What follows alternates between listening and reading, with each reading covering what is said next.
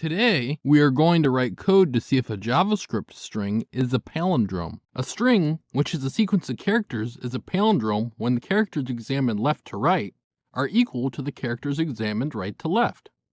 For example, the string Hannah, assuming all lowercase. In this code, we'll write a function isPalindrome that sees if the string s it takes in is a palindrome. For the sake of this code, strings of length 0 and 1 are automatically palindromes. So if s's length equals 0, or if s's length equals 1, then return true because s is a palindrome. The next part I'll walk you through visually first. We're going to make a pointer to the start of the string at the left and a pointer to the end of the string at the right.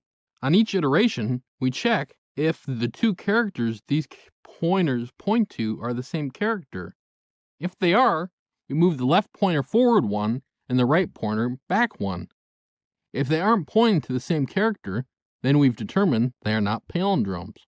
When the first two characters match, though, you move on to the next check. The check of letters continues until the right pointer gets to a lower index than the left pointer. At that point, all the letters have been checked, and you would indeed have a palindrome.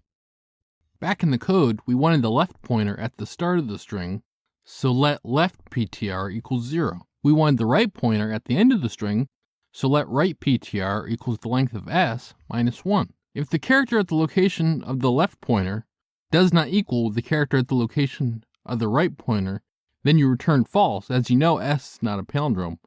So if s dot left PTR does not equal s dot at right PTR, return false. Otherwise, we know at least those two characters are equal, so we increment the left pointer by 1 and decrement the right pointer by 1.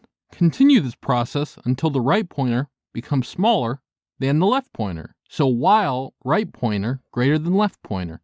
Outside the loop, if you've reached here, then all corresponding characters are palindromes, so return true.